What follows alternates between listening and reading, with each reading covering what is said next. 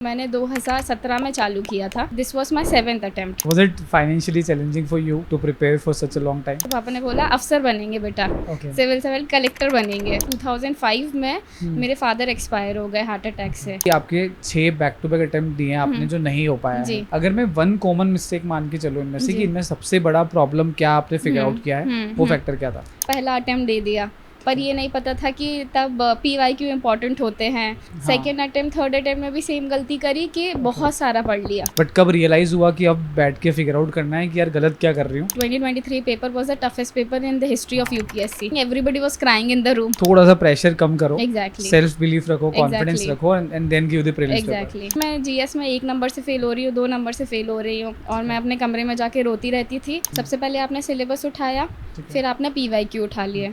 But everyone says this कि syllabus देखना है, बट सिलेबस में देखना क्या है और कैसे है? हाँ जी, तो UPSC के बेहतरीन पॉडकास्ट इंडियन एस्पिरेंट शो पे एंजॉय कर रहे हो. एक और मज़ेदार एपिसोड, बहुत प्यारा एपिसोड है, बहुत इंटरेस्टिंग एपिसोड है, बहुत अच्छी बातें हुई है, आपको पसंद आएगी. इस एपिसोड में हम बात कर रहे हैं रितु यादव जी से, जिन्होंने UPSC 2023 में 470 रैंक हासिल किया है. One of the best and most interesting podcast of Indian aspirant show. इस एपिसोड को बहुत ज़्यादा एंजॉय करोगे. Make sure to subscribe Indian aspirant show. इतनी मेहनत कर रहे हैं हम, दिल्ली जा रहे हैं, भोपाल जा रहे हैं, इंदौर जा रहे हैं, जस्ट फॉर यू कि आपको कंटेंट ऐसा मिले कि वैल्यू एडिशन हो. सब्सक्राइब कर दीजिए, हमारी पूरी टीम मोटिवेटेड रहेगी और ऐसे एपिसोड लाते रहेंगे. Enjoy the podcast. Indian Aspirant Show featuring Ritu Yadav. Today we have Miss Ritu Yadav with us, जिन्होंने UPSC 2023 में रैंक 470 सिक्योर किया है. इनसे जानेंगे इनकी UPSC preparation, approach, mindset, strategies और भी बहुत कुछ. रितु, स्वागत है आपका इंडियन एस्पिरेंट शो पे. Thank you Ashish, thank you so much. और मुझे बहुत अच्छा लगा आपने मुझे इनवाइट किया और looking forward to have a great talk with you.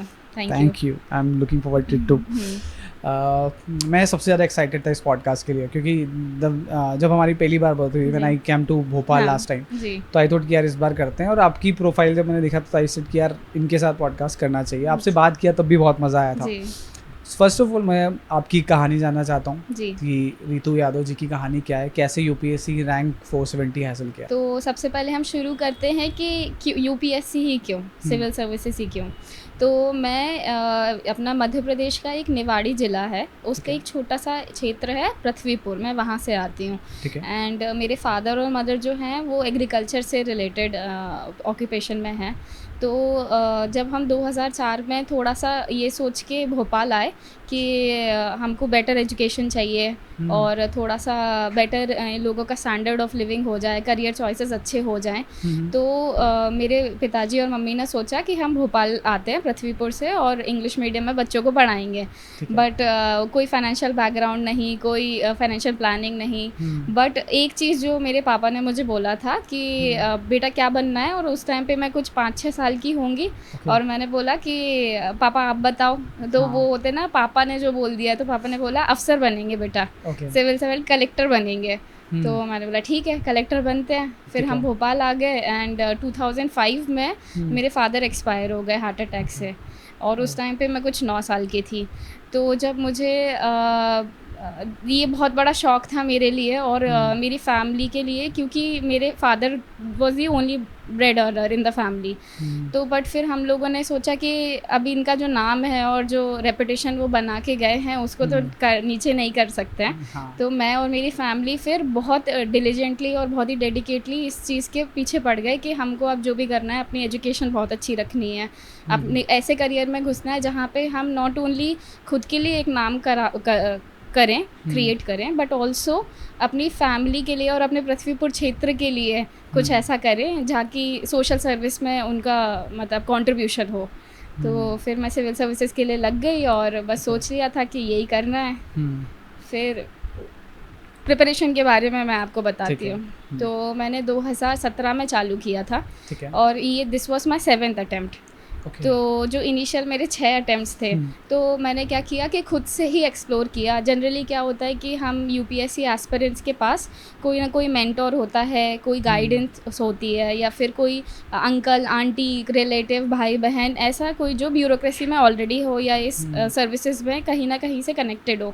But मैं आई थी एक हिंदी मीडियम क्षेत्र से, फिर जैसे तैसे अच्छे से पढ़ाई करते करते इंग्लिश मीडियम में शिफ्ट हो गए, ग्रेजुएशन करी, ग्रेजुएशन में यूनिवर्सिटी टॉपर बनी, कॉलेज टॉपर बनी।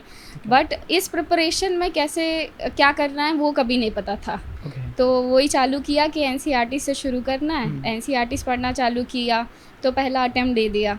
पर ये नहीं पता था कि तब पीवाईक्यू इम्पॉर्टेंट होते हैं, या फिर हमको जो मेंस की तैयारी करनी है, क्योंकि जैसे आपने देखा होगा प्रीलिम्स का पेपर होता है, उसकी जस्ट 10 दिन बाद मेंस का शेड्यूल आ जाता है, और आपको 3 महीने बाद मेंस का पेपर देना रहता है। तो पर उस 3 महीने के प्रिपरेशन उसके लिए आपको पहले से तैयारी करनी पड़ती है, सिलेबस बहुत बड़ा है। तो मैंने वो नहीं किया और फॉर्म भर दिया, पेपर दे दिया, तो पता था फेल होना है। सेकेंड अटेम्प्ट थर्ड अटेम्प्ट में भी सेम गलती करी कि बहुत सारा पढ़ लिया। अगर मुझे ज्योग्राफी से एनसीईआरटी से थोड़ा सा पढ़ना था, तो मुझे जो गलती मुझे पहले अटेम्प्ट में लगी कि मुझे लगा शायद मैं अपने कंटेंट की वजह से फेल हो गई हूँ। तो मैंने इतना कंटेंट बिल्डअप ऑन कर लिया कि इस किताब से उस किताब से आप जो किताब बोलो वो किताब पढ़ ली। तो सेकेंड और थर्ड अटेम्प्ट में ये गलती हुई कि बहुत ज़्यादा पढ़ लिया और यूपीएससी उतना पूछता नहीं है। फिर और आगे वाले अटेम्प्ट में ये गलतियाँ हुई कि फिर मेंस की तैयारी तो करती रही बैक टू बैक, जैसे जैसे फेल हो रही थी। शायद मैं प्रीलिम्स का ना वो कैच नहीं कर पा रही थी, एमसीक्यू वाला जो पैटर्न होता है ना कि इसको क्रैक कैसे किया जाए, क्योंकि हर एग्ज़ाम का एक स्ट्रैटेजी होता है। तो वो स्ट्रैटेजी मैं समझ नहीं पा रही थी। और सबसे बड़ा जो मेरे मेजर हर्डल हो रहा था कि मैं एग्ज़ाम में 2 घंटे में शायद पैनिक हो रही थी। क्योंकि जब हम ये बोलते हैं कि आपको मॉक टेस्ट लगाना है, उसमें आपको अपने नंबर देखने हैं, उसके बेसिस पे आप डिसाइड करोगे कि यू आर प्रिपेयर्ड इनफ और नॉट। तो वो सारे मॉक्स में आई वॉज गेटिंग 100 प्लस 120 130, और जो भी अपने छोटे मोटे ग्रुप्स होते हैं उसमें भी आई वॉज परफॉर्मिंग वेल।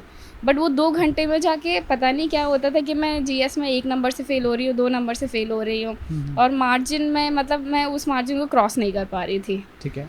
तो मुझे लगा कि अब कुछ तो चेंज करना पड़ेगा। तो इस अटेम्प्ट में क्या हुआ, फॉर्चुनेटली अनफॉर्चुनेटली जैसे लाइफ में चीज़ें होती हैं, तो अनफॉर्चुनेटली मेरे ब्रदर का एक्सीडेंट हुआ दिसंबर 22 को।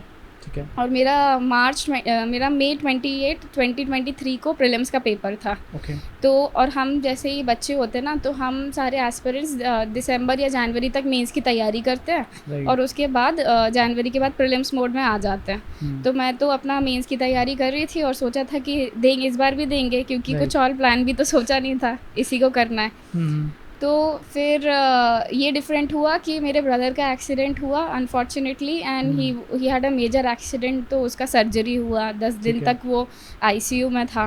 तो मैं 10 दिन तक बहुत टेंशन में और पूरे टाइम उसके पास थी। और उसके बाद हम उसको घर लेके जब गए तो he was on bed rest for 2.5 month. तो तभी भी मैं और मेरी मदर जो थे वो उसको केटर कर रहे थे कि उसका खाना पीने का देखना और उसको किसी भी फॉर्म में हेल्प करना।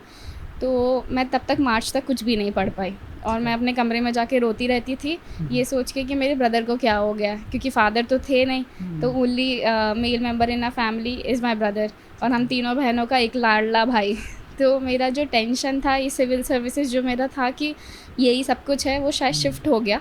और मैंने सोचा कि मैं अपने भाई पे फोकस करती हूँ, ये अटेम्प्ट स्किप कर देती हूँ। इतने साल तो मैंने दे लिया, इतना टेबल पे बैठ के 24 घंटे पढ़ा और कुछ नहीं किया, तभी भी नहीं हो रहा है, तो आई स्किप दिस अटेम्प्ट। तो रोते गाते सब कुछ सोचते सोचते मार्च एंड हो गया। अप्रैल में फिर मेरी फैमिली वाले मुझे बैठ के समझाए, और तब तक मेरा भाई बेड रेस्ट से वापस आ गया था, वो वॉकर पे चलने लगा था। तो उसने बोला कि दीदी I think you should give, and मेरी वजह से मैं कभी भी अपने आप को माफ़ नहीं कर पाऊँगा अगर मेरी वजह से आपने अपना अटेम्प्ट स्किप किया। तो आई वॉज लाइक ठीक है भाई, just for you I will give. तो 2 महीने मैंने लग के वापस तैयारी करी, PYQ करे, और फिर जाके सेंटर पे बैठ गई प्रीलिम्स में। तो जब मैं सेंटर पे गई तो मैंने देखा कि इस बार का पेपर पूरा पलट गया है, ऑप्शंस वर चेंज। और जैसे सबने बोला ना कि this 2023 paper was the toughest paper in the history of UPSC. तो आई rolled over the paper and I saw that the question and the options everything has changed. Then I laughed at myself and the paper कि अब मैं क्या करूँ, इससे अच्छा तो attempt skip कर देती. तो फिर मैंने एक ऐसे नज़र मारी अपने आगे पीछे कि बाकी लोगों की सिचुएशन कैसी हो रही. तो I think everybody was crying in the room. Everybody was crying in the room. सारा टेंशन, पसीना, सब कुछ. तो मैंने सोचा चलो ठीक है, I am not the only one and I think देखते हैं. अभी यहाँ से जा भी नहीं सकते सेंटर से, 2 घंटे में कुछ तो करना है. और मेरा जो प्रेशर था बिकॉज ऑफ माई ब्रदर वो भी चला गया था. तो और जो ये पेपर आया था तो और प्रेशर वो हो गया कि खुद को पहले ही डिफीट हथियार डाल दिए. But then I was like कि चलो 2 घंटे में पेपर सॉल्व करते हैं. पेपर सॉल्व किया एंड फिर सी सैट का पेपर भी. CSAT was a major hurdle in my last 2 attempts. नहीं निकल रहा था सी सैट के कारण. तो बहुत प्रैक्टिस की, बहुत प्रैक्टिस करा. बट इधर सी सैट का पेपर देखा, वो भी टफ आया. पर फिर लगा आया कि जो प्रैक्टिस में अपना स्ट्रैटेजी बना के आई थी कि मुझे सिर्फ 50 क्वेश्चन करने हैं, और वो भी मैं हैंड पिक करूँगी और 30 के पीछे मुझे भागना नहीं है. ये 30 क्वेश्चन मेरा करियर डिसाइड नहीं करेंगे. और 2 घंटे में वही किया. 50 क्वेश्चन ढूंढे, उनको सॉल्व किया, उनको लगाया और बस घर आके भूल गई. जब सबने पूछा पेपर कैसा गया, मैंने बोला मुझे नहीं पता पेपर कैसा गया. एंड जब PDF में नाम देखा तो my name was there and I was shocked कि इतने सालों से जो मैं 6 बार में प्रीलिम्स फेल हो रही थी, when I was 100% prepared and I was giving everything that I had, आंसू, पसीना, खून, टाइम, एवरीथिंग, तो नहीं हो रहा था. इस बार जब मेरा प्रेशर हटा, because my brother was my main focus. और UPSC का जो वो सब है, फेलियर्स होंगे तो क्या होगा, ये सारे सेल्फ डाउट्स जो है वो सब चले गए थे. और जब इवन दो पेपर डिफ़िकल्ट था उसके बावजूद भी प्रीलिम्स क्लियर हो गया. Wow, what an amazing story यार. एंड आई थिंक इसमें ना इतने सारे पॉइंट्स हैं जिसके बारे में, मतलब जिनके बारे में मुझे आपसे बात करनी है, बट मैं 1 by 1 बात करना चाहता हूँ. That's amazing insights, amazing story. सबसे पहले ना सबसे लास्ट वाले पॉइंट से स्टार्ट करता हूँ. आई थिंक वो बहुत ज़्यादा ज़रूरी है जानना एस्पिरेंट्स के लिए कि जब आप प्रेशर लेके पढ़ाई करते हो तब कहीं ना कहीं आप परफॉर्म उतना नहीं कर पाओगे जितना आप एक्चुअल पोटेंशियल रखते हो. But when you give it like a exam, just like a step, कि आप एक स्टेप बाय स्टेप अपनी किसी एक जर्नी पूरी कंप्लीट कर रहे हो, उस प्रोसेस के अंदर ढल रहे हो, तब आप ज़्यादा अच्छा परफॉर्म कर पाते हो. 100%. क्या चेंज हुआ उस एग्जाम के टाइम पे? मतलब अगर प्रीलिम्स में आपके आंसर्स सही भी हो पाए हैं, इतना टफ पेपर आने के बाद भी, what do you feel mindset क्या था उस समय? तो उस समय माइंडसेट यही था कि पहले तो इनिशियल 2 घंटे में से 5-7 मिनट निकाले ये देखने के लिए कि अभी 2 घंटे में करना क्या है. क्योंकि आप जिस स्ट्रैटेजी से आए थे वो स्ट्रैटेजी तो आप काम नहीं करेगी कि हम इतने क्वेश्चन 95 क्वेश्चन लगा देंगे, क्योंकि इतने सारे ऑप्शन बदल चुके थे. एलिमिनेशन टेक्निक इनडायरेक्ट, मतलब डायरेक्टली काम नहीं कर रही थी. तो पहले तो 5 मिनट्स को ये एनालाइज करने में लगा कि क्वेश्चन ढूंढती हूँ, जो टॉपिक्स मुझे आते हैं क्या वो टॉपिक्स इस पेपर में हैं. तो polity, eco, environment, science tech, geography, current affair, international relations, news, places in news, ये सारा चीज़ें, रिवर्स, मैप्स, लोकेशंस, ये सब मैंने ढूंढ लिए, हैंड पिकिंग कर ली. उससे मैंने देखा कि लगभग 65 क्वेश्चन मुझे मिल गए हैं. तो फिर पहला मेरा एम यही हुआ कि इनको मैं सॉल्व करती हूँ. और उनको सॉल्व किया तो जब OMR भरा तो एक कॉन्फिडेंस वापस आया कि हाँ भाई इतने तो भर गए हैं, मतलब इतना भी डिफ़िकल्ट पेपर नहीं है. और उसके बाद 80 मैंने कुछ 88 लगाए थे. तो सेकेंड राउंड में फिर जो मेरे को 50-50 जिन पे डाउट था उस पर भी फिर गट के साथ खेल गई कि यार 6 साल से पढ़ रही हूँ, अगर मुझे नहीं आता होगा तो ना किसी को नहीं आता होगा. उस कॉन्फिडेंस से मैंने खेला तो I was able to like crack it. I think the one major learning from this point for the aspirant is कि थोड़ा सा प्रेशर कम करो, सेल्फ बिलीफ रखो, कॉन्फिडेंस रखो, and then give the prelims paper. क्योंकि सबसे ज़्यादा प्रीलिम्स आज की डेट में एस्पिरेंट्स को, सबसे ज़्यादा प्रेशर अगर आज की डेट में एस्पिरेंट्स को हो रहा है तो वो है प्रीलिम्स का पेपर. क्योंकि वहाँ पे इतनी अनसर्टेनिटी है कि हर बच्चा डरा हुआ है. करेक्ट. वंडरफुल. अगर हम बात करें इसमें कि आपके 6 बैक टू बैक अटेम्प्ट दिए हैं आपने जो नहीं हो पाया है, अगर मैं 1 कॉमन मिस्टेक मान के चलूँ इनमें से कि इनमें सबसे बड़ा प्रॉब्लम क्या आपने फिगर आउट किया है, पहले हम उस पर बात करते हैं. बट उसके अंदर मुझे थोड़ा सा डीप एनालिटिक्स पे भी बात करना है. पर पहले अगर एक फैक्टर आप निकालोगे इनमें से कि उसकी वजह से ये पेपर्स अगर वो नहीं होता तो शायद आप क्रैक पहले कर लेते, वो फैक्टर क्या था? सब पहला फैक्टर होगा कि PYQ एनालाइज नहीं किया. क्योंकि जब ऐसा होता है कि जैसे मैंने सबसे बड़ा अपना चैलेंज बताया कि मेरे पास मेंटोर नहीं था इनिशियली, तो अब जैसे मैं किसी को मेंटोरशिप देती हूँ तो मैं उसको हमेशा ये बोलती हूँ कि पहले first prepare your optional, prepare your mains, write few answers, and एक लेवल पे आके अगर आपको पता चल रहा है कि आप मेंस के लिए रेडी हो गए हो, तभी आप अपना पेपर देने जाना प्रिलिम्स का।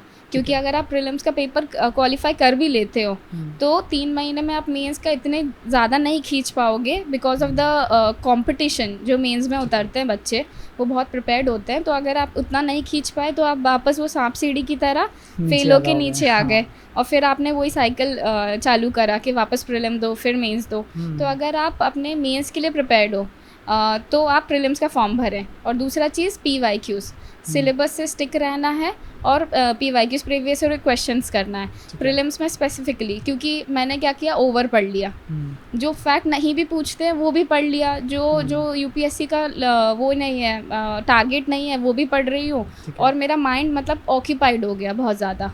और जब आप ओवर ऑक्यूपाइड माइंड के साथ जाते हो तो आप चाहते हो कि वो 100 क्वेश्चन मैं पूरे अपने नॉलेज के बेस पे सॉल्व करूँ, बल्कि UPSC तो वो 100 क्वेश्चन रैंडमली पूछ रहा है, और अगर वो क्वेश्चन एक भी स्टेटमेंट आपकी नॉलेज के बेसिस पे सॉल्व नहीं हो रहा है तो आपको लगता है, आपको सेल्फ डाउट आ जाता है कि शायद मेरी प्रिपरेशन में कोई कमी रह गई होगी, तो मैं ये स्टेटमेंट को याद नहीं कर पा रही हूँ या सॉल्व नहीं कर पा रही हूँ।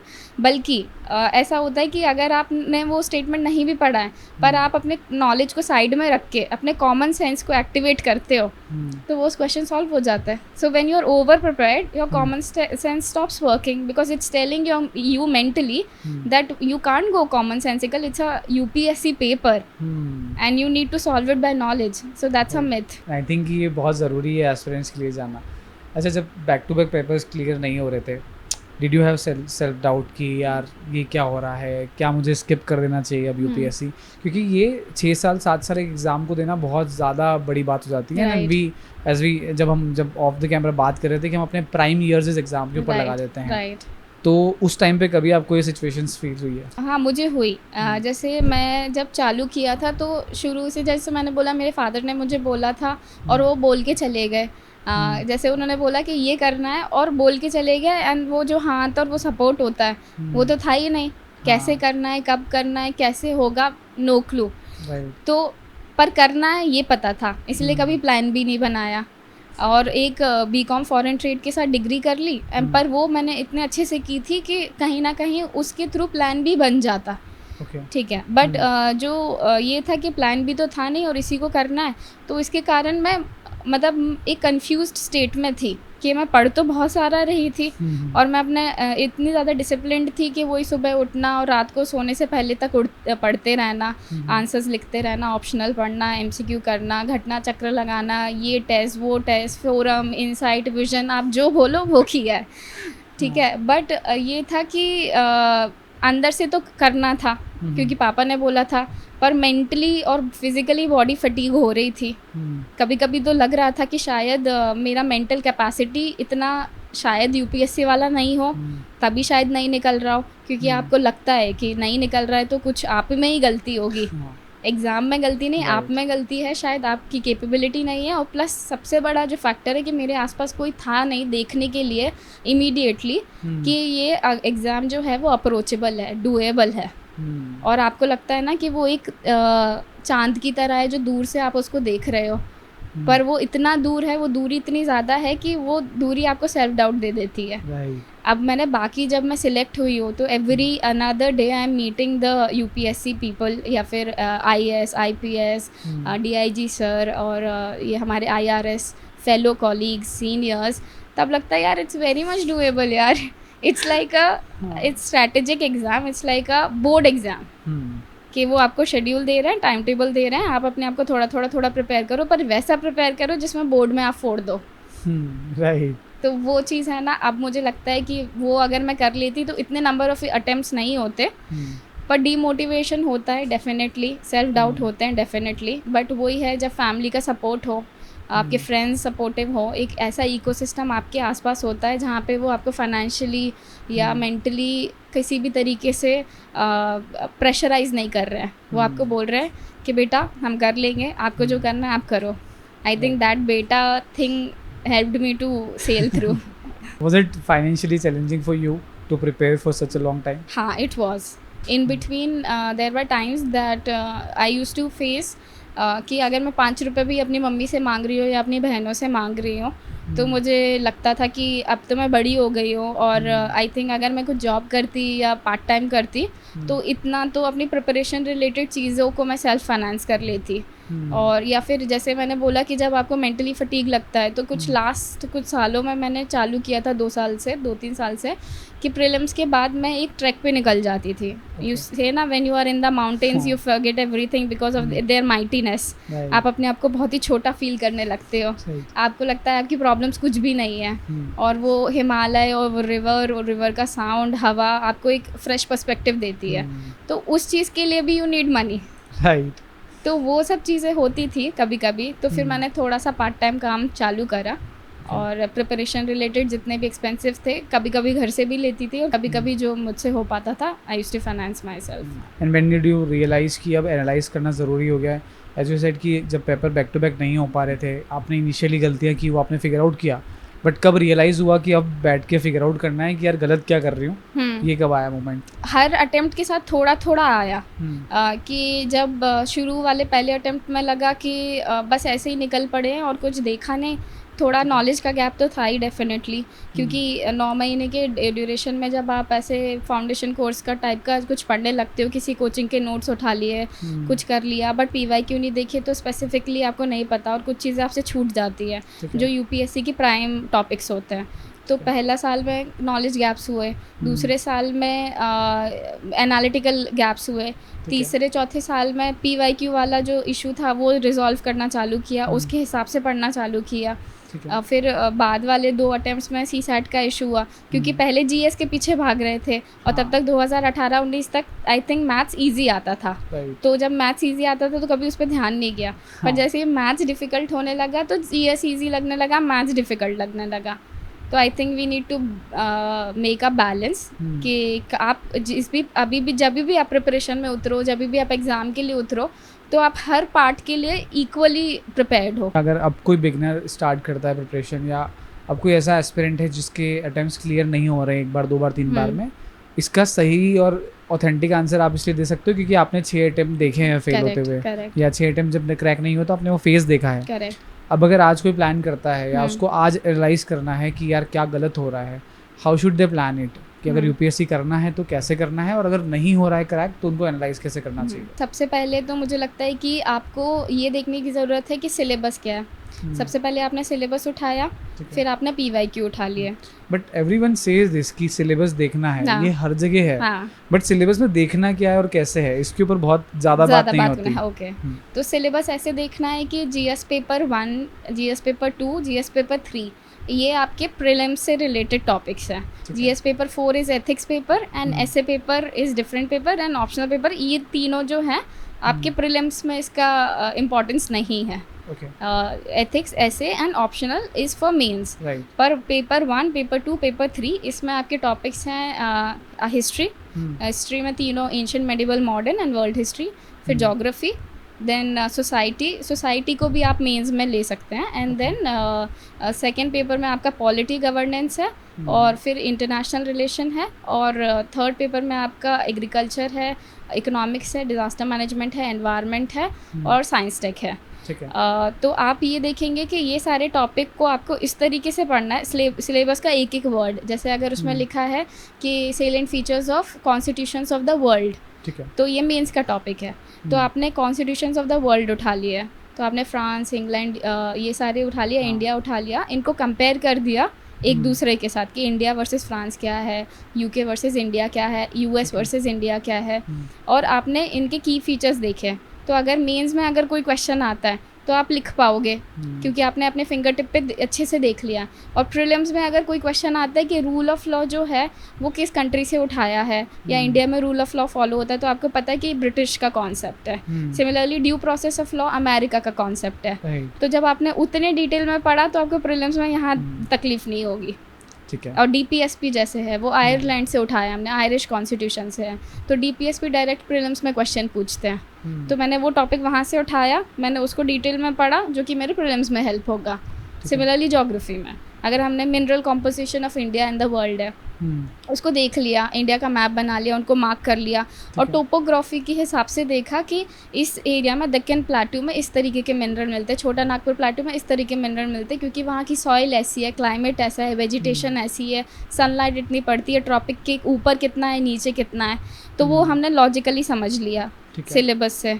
और इसका जो एप्लीकेशन पार्ट है वो प्रीलिम्स में आ जाएगा कि which of the following minerals can be found in the छोटा नागपुर प्लेट्यू। तो आपको पता है कि उधर का कैसा सॉइल है, क्या क्या है और कैसे टाइप के मिलेंगे, कोस्टल और कॉन्टिनेंटल टाइप के मिनरल्स में क्या डिफरेंस होता है, तो आप उस हिसाब से उसको एलिमिनेट करके आंसर पे आ जाओगे। तो पहले सिलेबस फिर PYQs, ठीक है। तो आपका जो जॉनर है वो जो मिथ है ना कि everything under the sun is the syllabus of UPSC, वो ब्रेक होता है इन दोनों चीज़ से। आप इधर उधर नहीं भागते हो, आप भटकते नहीं हो, क्योंकि आपको पता है कि मुझे सुबह मैं उठी हूँ तो मुझे ये टॉपिक कंप्लीट करना है, शाम को सोने से पहले मेरा ये टॉपिक कंप्लीट होना चाहिए, और फिर मैं किताब बंद करके एक बार PYQ देख लूँगी, मेरे PYQ सही हो रहे हैं, फिर मैंने मेंस की 2 आंसर लिख लिए सेम टॉपिक पे, किसी से चेक करा लिया, and I am good to go. Next day I'll revise the previous topic and I'll go with the next topic. तो this way you are moving day by day. अगर हम बात करें like as you said, आपने अपने targets complete किए हैं, मैं आपका स्लीप रूटीन जानना चाहता हूँ। द ओनली रीज़न मैं आपसे क्वेश्चन इसलिए पूछ रहा हूँ क्योंकि because I have seen aspirant not sleeping properly with the preparation, specially during the before the prelims exam, जब 1 महीना 2 महीना होता है तो आपकी नींदें उड़ जाती है, and that should not be done, क्योंकि जितना आप अच्छे से रेस्ट लोगे उस टाइम पे उतना ज़्यादा आप रिटेन कर पाओगे। Correct. How was your sleep routine? I have issues in sleeping, तो मैं थोड़ा सा, मेरे को नाइट में प्रॉब्लम होता है कि मुझे नींद नहीं आती है, but still I use to try to wind up like 11 तक, और फिर मुझे 1 आध घंटा सोने में लग जाता है, तो वो मैं फोकस करती थी कि मुझे 7 से 8 घंटे की स्लीप चाहिए, क्योंकि अगर 7-8 घंटे की नहीं हो, मैं आफ्टरनून में नैप्स नहीं ले सकती, या वो 15 मिनट्स 20 मिनट्स वाले नैप्स नहीं ले सकती हूँ। तो मुझे चाहिए कि मैं रात को एक बार मैं अच्छे से सो के सुबह उठ जाऊँ, और फिर मैं अपना वो 2.5 घंटे वाला जो स्लॉट है वो लगाना चालू कर दूँ। फिर बीच में मुझे लंच भी करना है, और नहाने धोने का जो आपका छोटे मोटे एक्टिविटीज़ हैं, इवनिंग वॉक्स हो गई, तो आप चाहते हो कि आपका कुछ नहीं तो 8 से 10 घंटे का एक सिटिंग पूरे दिन का बन जाए। तो मैं प्रॉपर स्लीप लूँगी, अच्छा खाना खाऊँगी, और बाकी 2.5 घंटे के सेशंस लगाऊँगी, plus physical fitness also. You go for walks और योगा और जुम्बा और whatever you want, but that is necessary because then you will have issues in your back, your shoulder, your hand, your head, everything.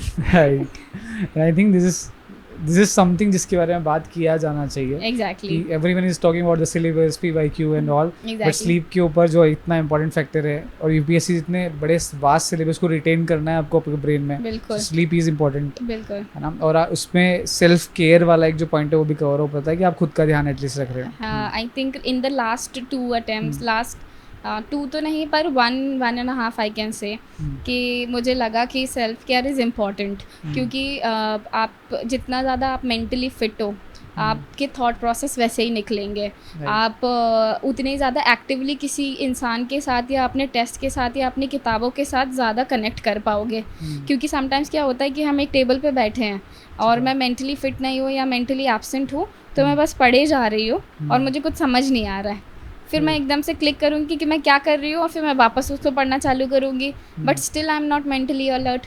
तो मुझे चाहिए कि मेरा जो retention power है या अटेंशन स्पैन है वो कम से कम 40 मिनट्स का हो। उसके लिए मैं अपने आप को मेंटली प्रिपेयर रखूँ, और मेंटली प्रिपेयर को मतलब अपने थॉट्स को सेग्रीगेट करना, अपने माइंड में कंपार्टमेंट्स बनाना, कुछ नेगेटिव थॉट्स होते हैं उनको कैसे हटाना है, सेल्फ डाउट टाइप के, प्रोक्रेस्टिनेशन टाइप के, फाइनेंशियल इश्यूज टाइप के, किसी ने कुछ बोल दिया तुम्हारे बारे में, और the way you are looking in pyjamas and t-shirt in the library, और just because you are walking in a certain way and somebody passed a comment and this comment, और या फिर कुछ भी तरीके की चीज़ आपके दिमाग में पूरे टाइम घूमती रहेगी, तो मैं कॉन्सेंट्रेट नहीं कर पाऊँगी। तो one is mental health, the other is your physical health, क्योंकि बाय डिफ़ॉल्ट हमारा सिलेबस इतना ज़्यादा है कि हम अपने आप को एक कमरे में बंद कर लेते हैं फॉर 1.5 ईयर्स टू 2 ईयर्स उसको कवर करने में। धीरे धीरे हम अपनी फैमिली से कट ऑफ हो जाते हैं, फ्रेंड से कट ऑफ हो जाते हैं, और बाहर की दुनिया से थोड़ा कट ऑफ होना चालू कर देते हैं। Right. और उसके चक्कर में हम अपने आप को भी नहीं देख रहे हैं कि हम किस तरीके से लगने लगे हैं। Our hair, our skin, it's becoming pale. और हम ठीक से खाना नहीं खा रहे हैं, या खाना खा रहे हैं तो कैसा, वो मैकेनिकल मोड में कि 15 मिनट में खाना खाना है, जल्दी जल्दी खाया। हाँ, और या back कुछ to sleep. हाँ, और बैठ गए जल्दी से। हाँ, या साथ में कोई करंट अफेयर का न्यूज़ चला लिया, कोई एडिटोरियल का, और उस टाइम खा रहे हैं। और ये भी नहीं सोच रहे कि मेरे को इतना तो ब्रेक बनता है यार, मैं अपनी ज़िंदगी जी रही हूँ, because I need to better my life with this UPSC का जब रिजल्ट आएगा एक पोजीशन मिलेगी। बट हम क्या करते थे, उसको ही लाइफ बना देते हैं। somehow that is driving my life instead of me having control over my life। तो वो एक चीज़ है कि हमको उतना टाइम उसको देना चाहिए बाकायदा। Physical health, mental health, or beauty, or looks, because I think your looks will count in the interview directly or indirectly। your impression, your first impression, the way you look, the way you smell, the way you are smiling, everything, I think it has a positive impact on the interview panel। That matters a lot। हाँ, that matters। Do you feel UPSC exam made you a better person? Definitely, this is one thing I'm certain of। This is 100% I'm certain of, because जो मेरा reason था कि मुझे civil service क्यों करना है, कि मुझे अपने लोगों के लिए, फार्मर्स के लिए, जहाँ से मैं आती हूँ, वुमेन एम्पावरमेंट मेरे लिए एक बहुत बड़ा मुद्दा था। हेल्थ केयर मेरे लिए एक बहुत बड़ा मुद्दा था, क्योंकि I lost my father because of poor health care. अगर had the health care sector of my area Prithvipur was good at that point of time, तो उनको बचाया जा सकता था। और मेरी जो फैमिली उसके बाद शैटर हुई, मेरी mummy became the bed winner, तो इनडायरेक्टली फिर हम मेरी मम्मी भी काम करने चली गई और हम 4 भाई बहन अकेले रह रहे थे। तो father was gone and mother took the role of a father, तो ममता से भी वंचित हो गए। एंड फिर उसके बाद जो मेरे इश्यूज़ थे ना, वो बहुत ज़्यादा मैनिफेस्ट और पावरफुल हो गए, कैटलाइज हो गए कि अब तो मुझे ये करना ही है, क्योंकि मैं नहीं चाहती कि कोई और इस तरीके से कोई फैमिली बिखर जाए कि because of poor health care किसी के फादर की डेथ हो जाए और उसकी फैमिली, उसकी मम्मी को कहीं जाना पड़े और उनकी वो बच्चे अकेले पढ़ रहे हैं और फैमिली इज़ जस्ट ब्रोकन।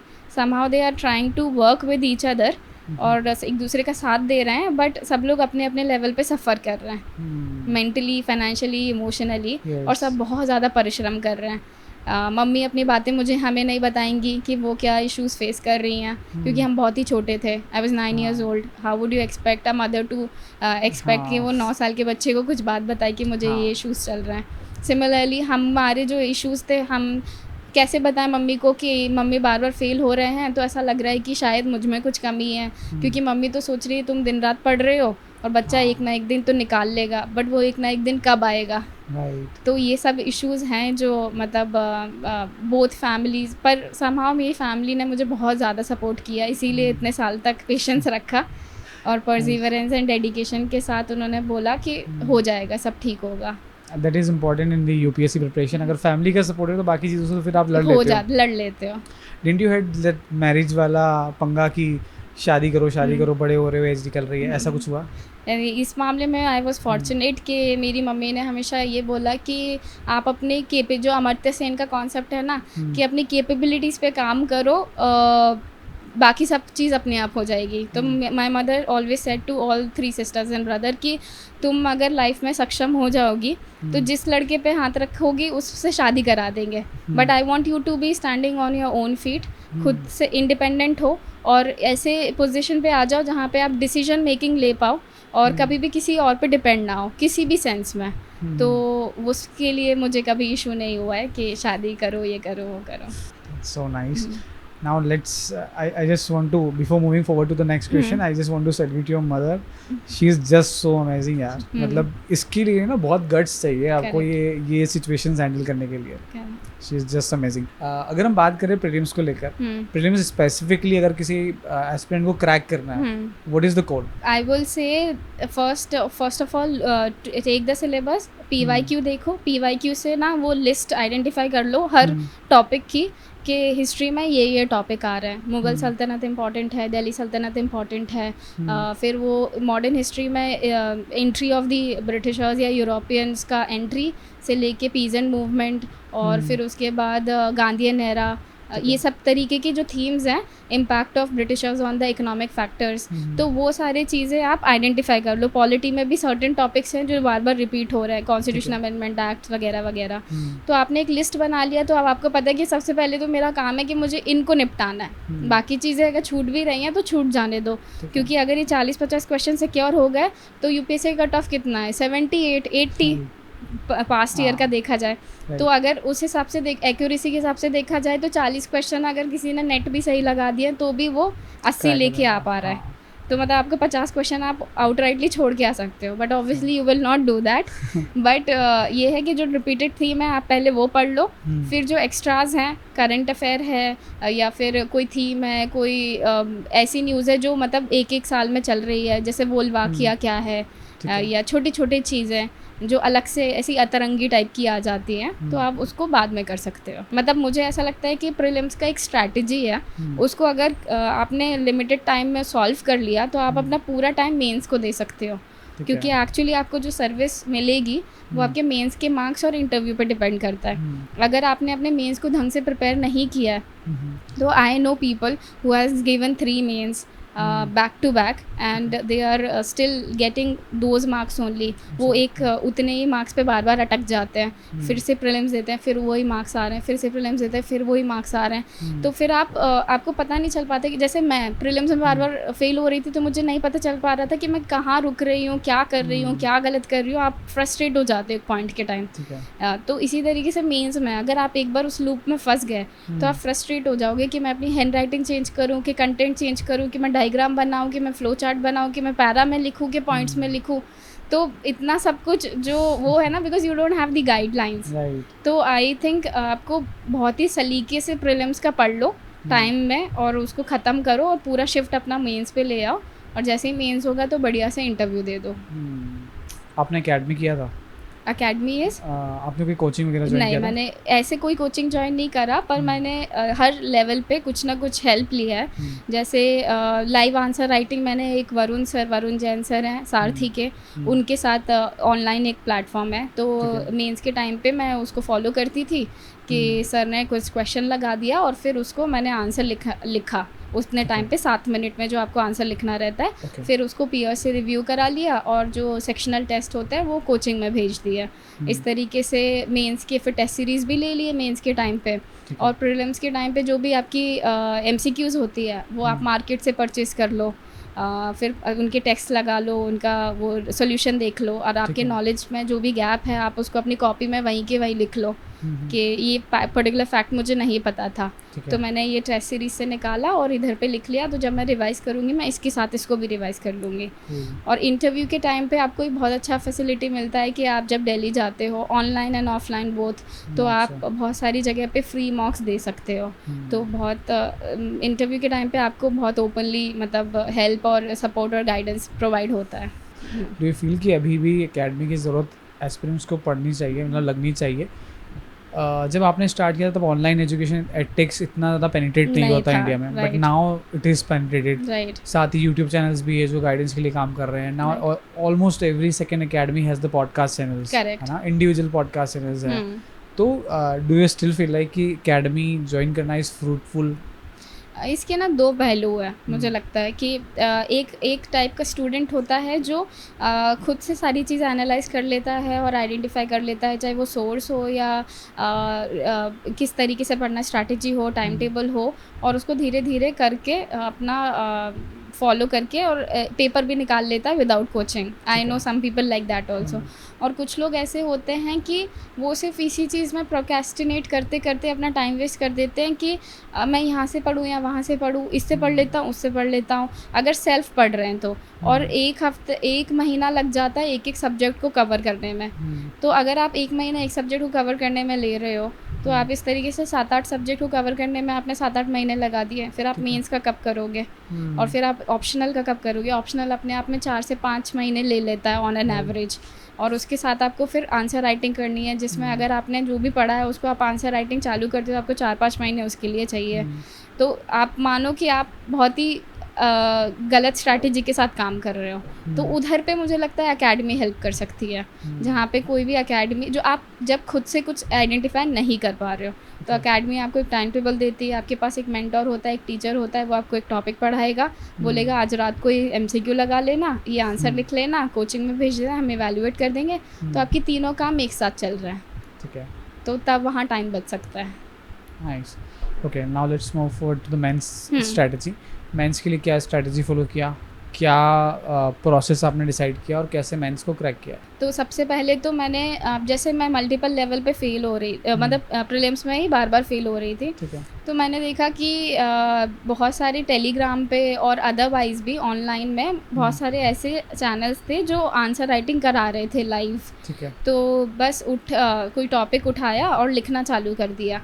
तो पहले जब मैं लिखती थी तो मैं बड़े बड़े पैराग्राफ्स में लिखती थी, पर फिर उसके बाद इवेंचुअली थोड़ा और रिफ़ाइन किया, वरुण सर के साथ किया, तो पता चला कि इंट्रोडक्शन का एक अपना वो होता है, मार्क्स होता है, कंक्लूजन का एक मार्क्स होता है, 0.5 हो या 1 हो, या सिमिलरली वहाँ पे भी मेन बॉडी के मार्क्स होते हैं और वे फॉरवर्ड और कंक्लूजन का मार्क्स होता है। तो क्वेश्चन को कैसे डिवाइड करना है मल्टीपल पार्ट्स में, ये आइडेंटिफाई किया कि कुछ भी क्वेश्चन आ गया उसके 2 या 3 पार्ट्स होंगे, और आपको चाहिए कि जो आप इवैल्यूएटर है, अब इसमें इवैल्यूएटर का भी एक साइकोलॉजी है जो एज अ एस्पिरेंट आपको समझ नहीं आता, तब आपको तभी समझ आता था जब मेंस के लिए लिखने जाते हो।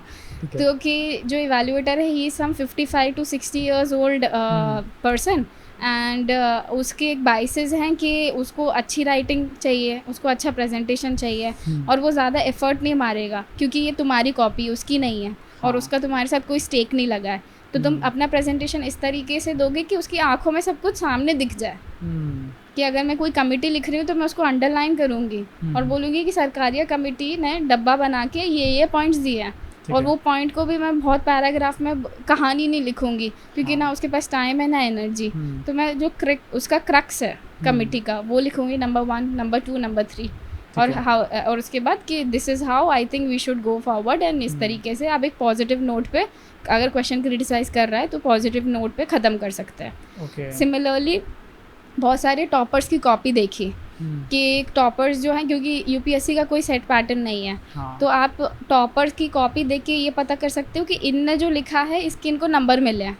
ठीक है। तो आप उनकी टेस्ट सीरीज, इनकी किसी भी रिसोर्स मटेरियल पे जाओगे या उनके टेलीग्राम चैनल पे जाओगे, उन्होंने जो टेस्ट लिखा होगा वो खोलोगे, हाँ, फिर आप देखोगे कि इसकी राइटिंग स्टाइल ये है, इन्होंने यहाँ डायग्राम दिया, यहाँ मैप बनाया, यहाँ एग्जांपल दिया, यहाँ पॉइंट्स में लिखा है, या पैराग्राफ में था, इनका इंग्लिश इतना है और ग्रामर इतना है, इतना कट शॉर्ट है, कितना क्रक्स है, ऑप्शनल में कितने थिंकर्स दिए हैं, क्या पर्सपेक्टिव है।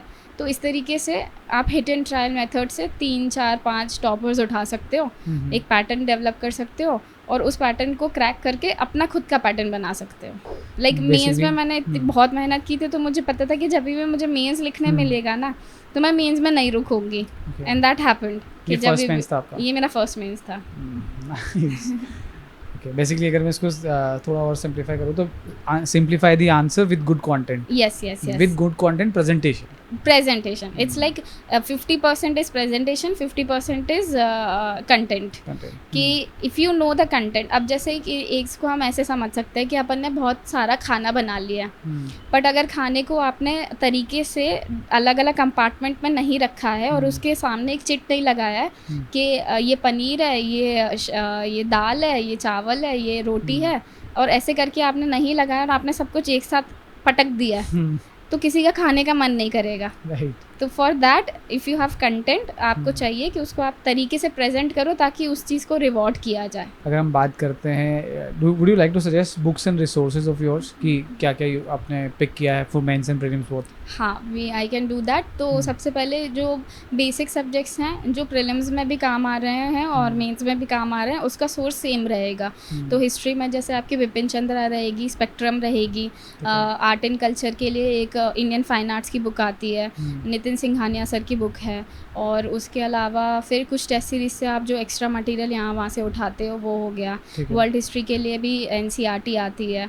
तो ये सारे आपके बेसिक वही सोर्सेज रहेंगे जो प्रीलिम्स के रहेंगे। बस इसमें आप टॉपर्स की कॉपी के साथ और खुद की कॉपी के साथ एनालाइज कर सकते हो कि मैं लिख कैसे रही हूँ।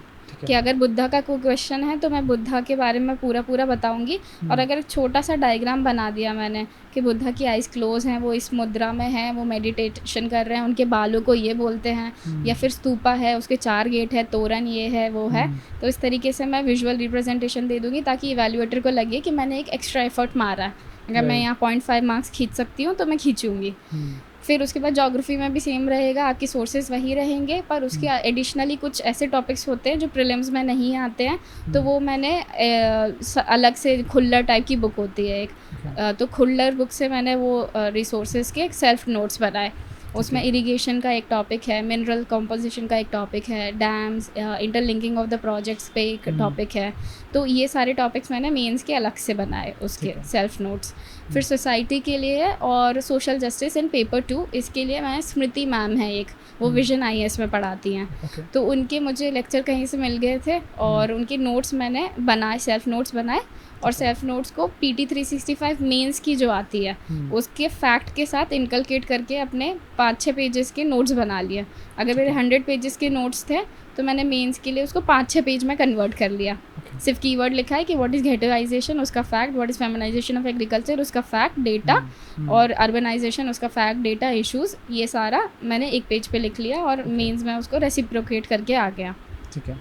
तो ये हो गया हमारा GS पेपर 1।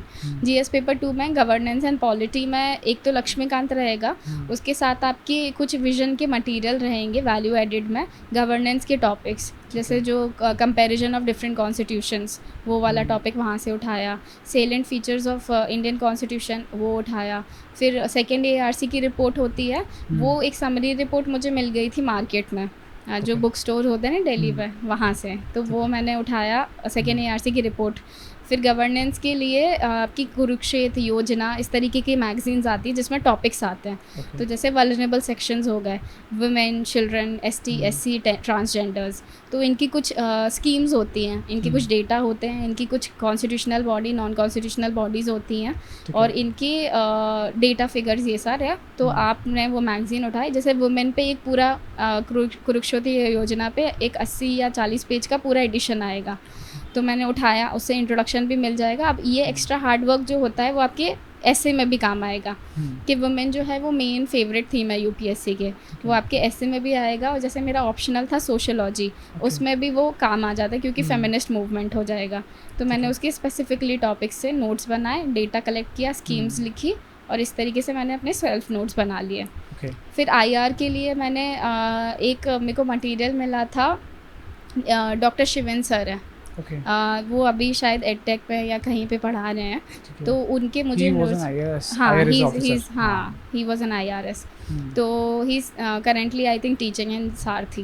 तो उनके मैंने नोट्स उठाए थे इंटरनेशनल रिलेशन के लिए और उसको अपने नोट्स के साथ इनकलकेट किया, जहाँ पे मैंने इंट्रो कंक्लूजन बनाए थे कि इंडिया US आएगा तो ये लिखूंगी और जापान आएगा तो ये लिखूंगी, इसका इंट्रोडक्शन या ऐसे होगा, कंक्लूजन ये होगा, डेटा फैक्ट ये होगा। और उसके साथ PT 365 जो कि मेंस की आती है IR की, उससे डेटा उठाया, डायग्राम्स उठाए। और एक और चीज़ उसके साथ किया था मैंने, टॉपर्स नोट्स, ठीक है, क्योंकि IR है ना बहुत ही वास्ट सब्जेक्ट है, तो आप बहुत डिटेल में चले गए। जैसे अभी अगर अपना इजराइल पैलेस्टीन का इशू है तो आप अगर उसकी हिस्ट्री से लेके कंटेम्प्रेरी टाइम पे जाते हो तो आराम से वो कुछ 30-40 पेज का मटेरियल मिल जाएगा।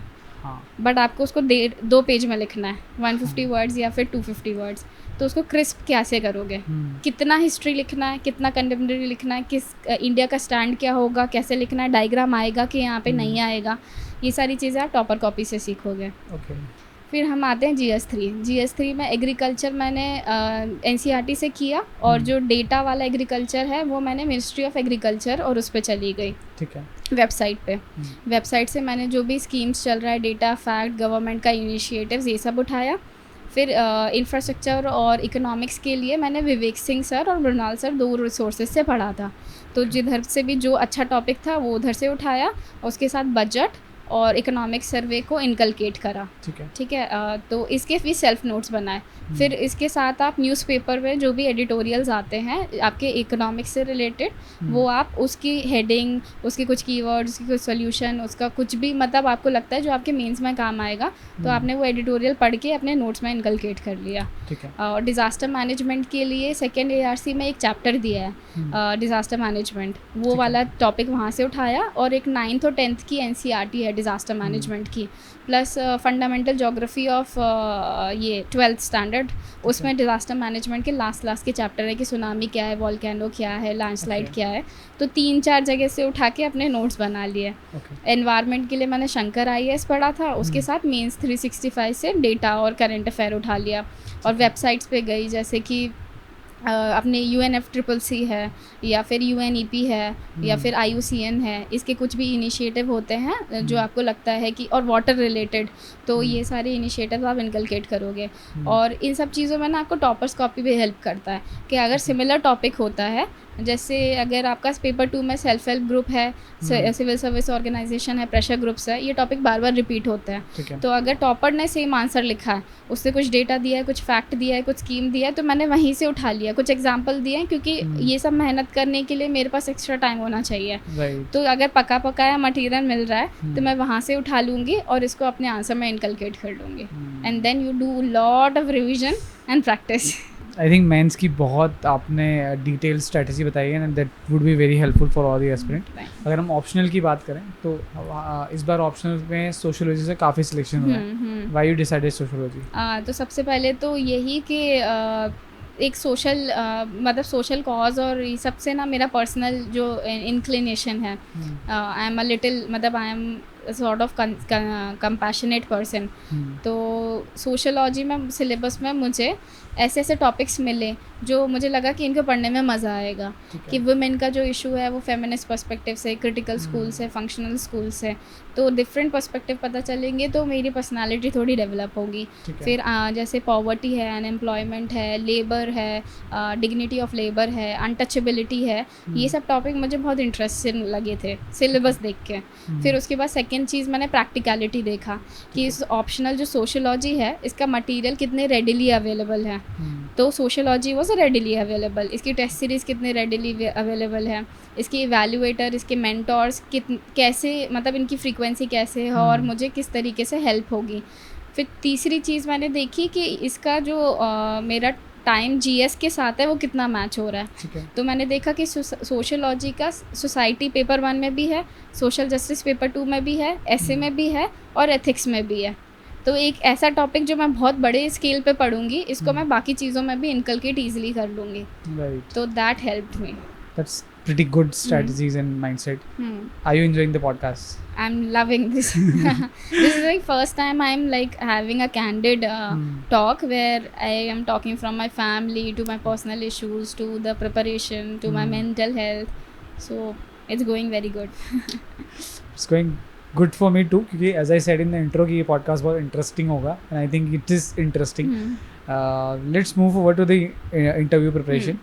इंटरव्यू प्रिपरेशन में सबसे ज़्यादा मज़ा आता है हमको बात करने में और हमारी ऑडियंस को भी, क्योंकि हमारा एक प्राइम कॉन्सेप्ट हो चुका है कि हम लोग जब इंटरव्यू में बात करते हैं तो एक थोड़ा डिटेल बात करते हैं और ऐसी बात करते हैं जो जनरली मार्केट में नहीं होती। क्योंकि व्हाट आई बिलीव इज की, एंड दैट्स द फैक्ट कि प्रीलिम्स सबके लिए सेम है, मेंस सबके लिए सेम है, इंटरव्यू सबके लिए डिफरेंट है, सबकी अपने ऑब्जर्वेशंस है, सबकी अपने चैलेंजेस हैं इसको लेकर। इंटरव्यू में कैसे प्रिपरेशन किया फर्स्ट, सेकंड क्या कुछ हुआ when you entered the interview hall? तो सबसे पहले तो जब आपका मेंस का रिज़ल्ट आता है तो हमने 24 सितंबर को लास्ट पेपर दिया था और फिर उसके बाद हमने एक ब्रेक लिया, थोड़ा बहुत इधर उधर घूमने गए और 8 दिसंबर को रिज़ल्ट आया मेंस का। तो वो भी उतना ना ऐसा हाइप अप करते हैं कि 5 दिसंबर से चालू हो गया था, आ जाएगा। 6 दिसंबर को फिर से एंग्जाइटी हुई, 7 दिसंबर को वापस एंग्जाइटी हुई, फाइनली 8 दिसंबर को रिज़ल्ट आ गया 5:30 बजे। तो देखा कि कांपते हुए हाथों से देखा कि इतनी बार प्रीलिम्स फेल हुए थे, हे भगवान वापस प्रीलिम्स ना देना पड़े। और वो फाइनली मैंने अपना रोल नंबर देखा तो मेंस में आई वाज इन, और मैंने देखा, मैं बहुत ज़्यादा खुश हुई और अपने आप में एक फिर से सेल्फ बिलीव हो गया कि अगर आप किसी चीज़ को शिद्दत से करते हो तो मेंस को जब शिद्दत से किया था तो मैं मेंस में नहीं रुकी। लाइक मेरे पहली बार ऐसा हो रहा था कि मेरे साथ के जो मैं थी तो मैं मेंस के बाद इंटरव्यू में जा रही थी, मेरे जितने भी फ्रेंड्स थे वो मेंस तक रुक जा रहे थे, तो हमने कभी भी नहीं देखा था कि इंटरव्यू में जाना कैसा लगता है। हाँ। तो जब इंटरव्यू के लिए गए तो आई गॉट वेरी एक्साइटेड कि अब क्या करेंगे, ऐसा करेंगे, अब अप्रैल तक तो इंटरव्यू चलेंगे, तो बढ़िया से तैयारी कर लेंगे और जो भी आता है सब कुछ अच्छे से बोल के आ जाएंगे। ठीक है।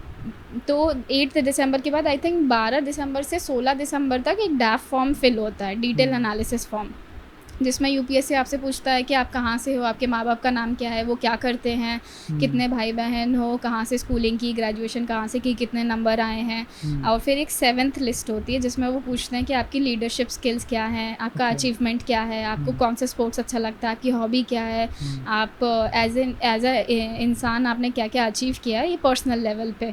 और फिर उसके बाद आपसे पूछते हैं कि आपका प्रेफरेंस क्या है, सर्विस प्रेफरेंस क्या है और कैडर प्रेफरेंस क्या है। इस तरीके से पूरा डैफ फेम 9-10 पेज का ऐसा भराया जाता है।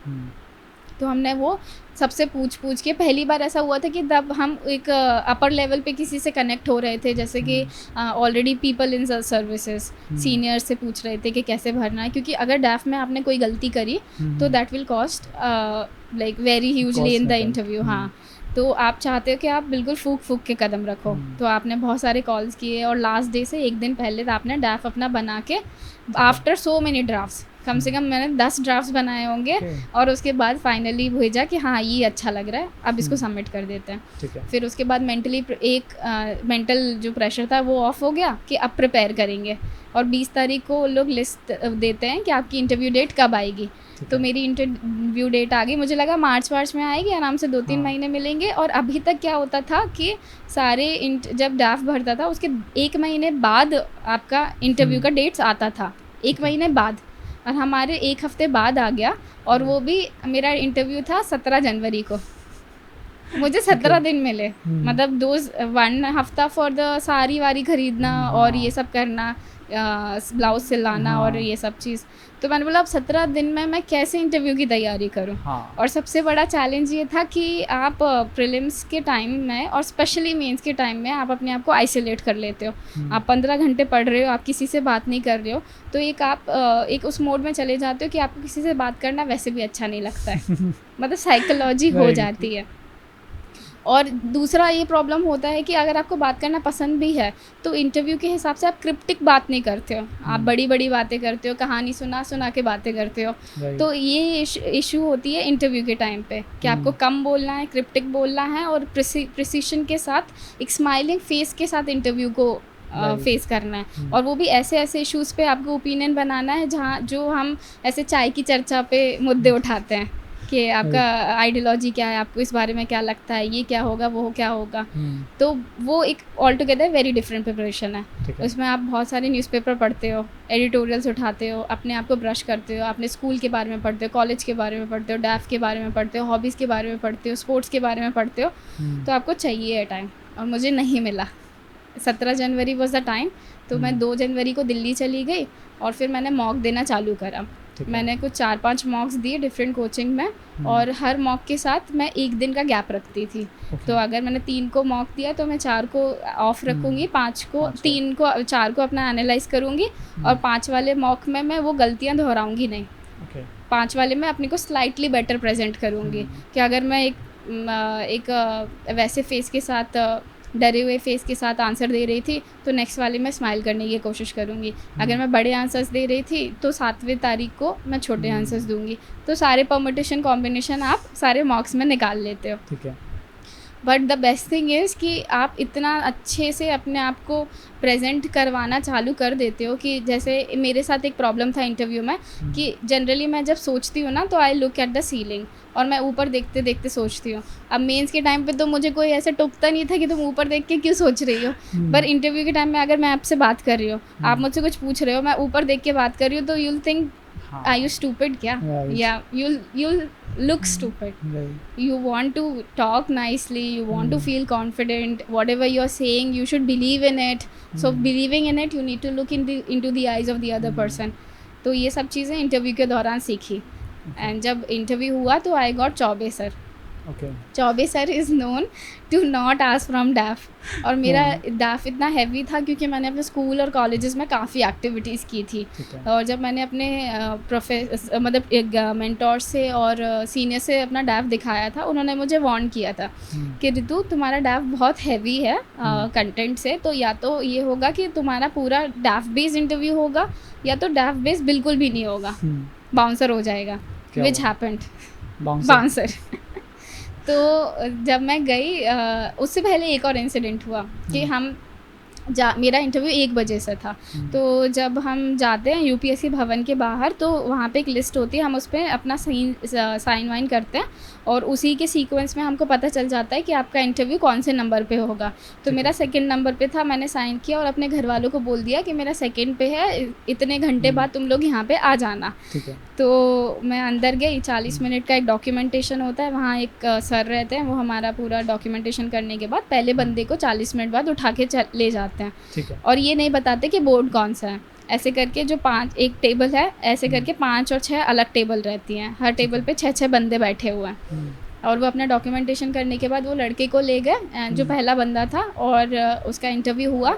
लगभग 30 से 35 मिनट बाद वो सर आते हैं और बोलते हैं ऋतु यादव। तो मैं खड़ी हुई, मुझे पता था मेरा सेकंड नंबर पे है, थोड़ा तब तक नोट्स रिवाइज कर लिए थे। और वहाँ पे यूपीएससी बड़े अच्छे से चोको पाए, फ्रूटी, कॉफ़ी, चाय पिलाता है। तो हमने चॉकलेट खा ली कि थोड़ा ग्लूकोज बढ़ जाएगा और अच्छे से डोपामाइन रिलीज़ हो जाएगा। फिर वो लेके गए, ठंडी का टाइम था, तो वहाँ पे ना एक हीटर रखा था, तो मैं उस चेयर पे बैठी और अपने हाथ सेकने लगी और बाहर बस 5 मिनट की घंटी बजा के मेरा नंबर हो जाता। तो वो लड़का जो पहले नंबर पे था वो आया बाहर, एंड इन द मेरा 17 जनवरी को था 5 डिग्री टेम्परेचर था। तो वो बाहर आके बोलता है, उसके पूरे यहाँ पे स्वेट था, पसीना, और वो इतना घबराया हुआ था, और वो मेरे मुंह पे आके बोलता है interview is going all random and sir is asking anything and everything and I was about to enter the room. मैंने बोला हाँ, you should have not done that. मैं बोले क्या किया इसने, मेरा पूरा सैनिटी को डिस्टर्ब कर दिया। देन मैं वापस बैठी, मैं it's okay, don't worry, and I was being the bigger person, don't worry, everything must have gone good, जाने दो, अच्छा ही गया होगा। और फिर मैं वापस बैठी, फिर मैंने मेडिटेट किया। 5 मिनट बाद इंटरव्यू सर ने, पैनल ने मुझे बुलाया अंदर, and it was a very light full of room, बहुत ही अच्छा सा खुशबू आ रही थी, अच्छी वाइब आ रही थी। 24 सर मेरे सामने बैठे थे, it was a round table, यहाँ 2 सर थे, एक मैम थी, एक सर थे, फिर मैं बैठी थी।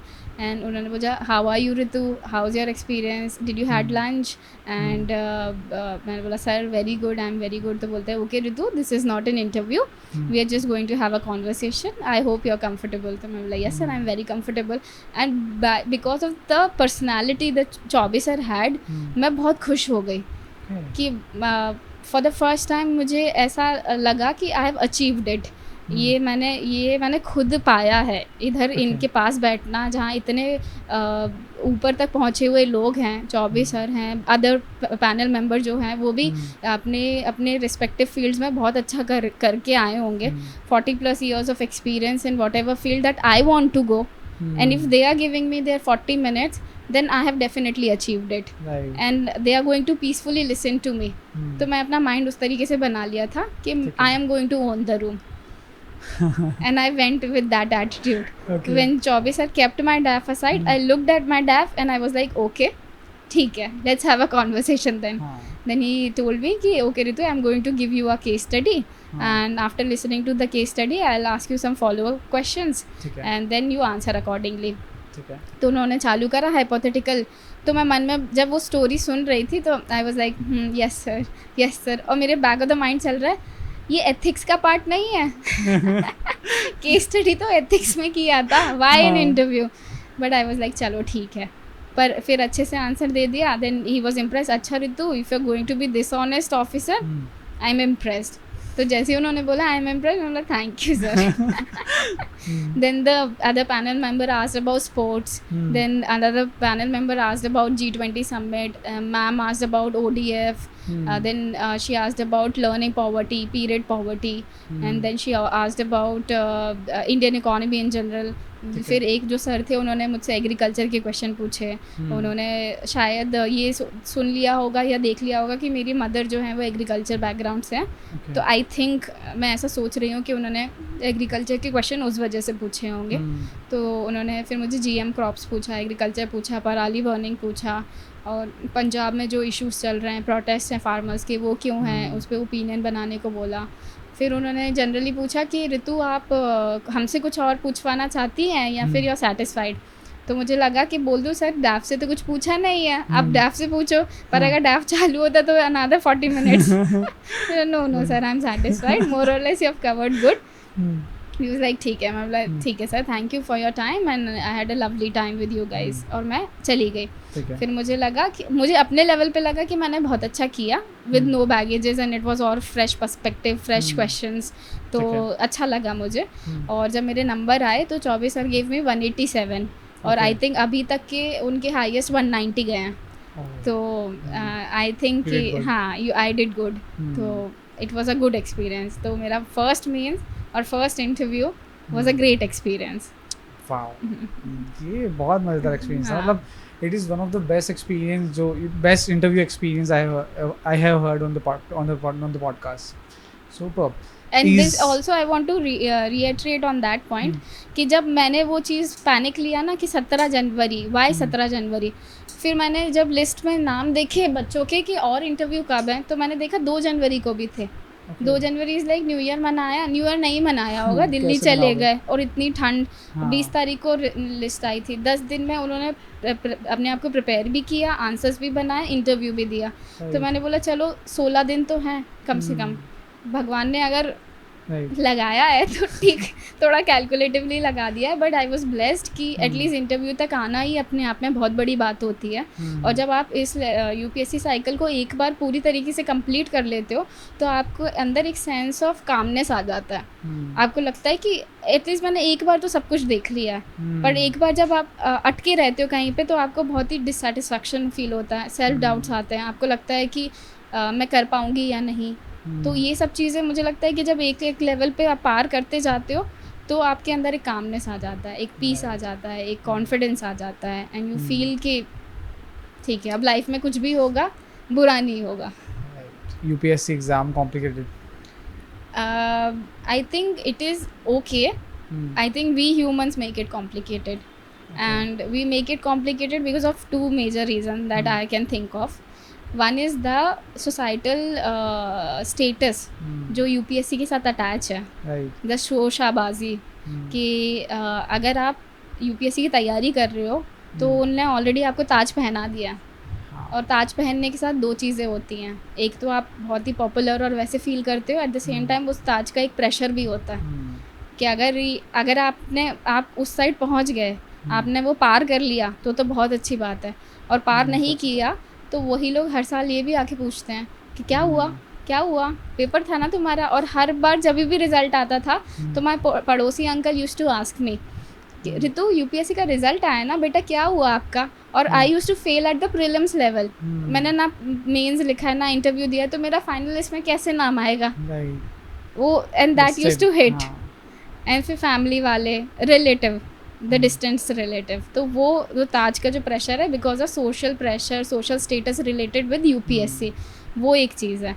दूसरी चीज़ मुझे लगता है कॉम्प्लिकेट करता है इज़ दिस ओनली कि जो सिलेबस है वो इतना ज़्यादा वास्ट है और उसको कवर कैसे करना है. आपके पास कोई पैरामीटर्स नहीं है कि आंसर ऐसा लिखना है या फिर प्रीलिम्स में ऐसा पढ़ना है तो आप प्रीलिम्स पार कर लोगे, मींस में ऐसा लिखना है तो आपको नंबर मिलेंगे.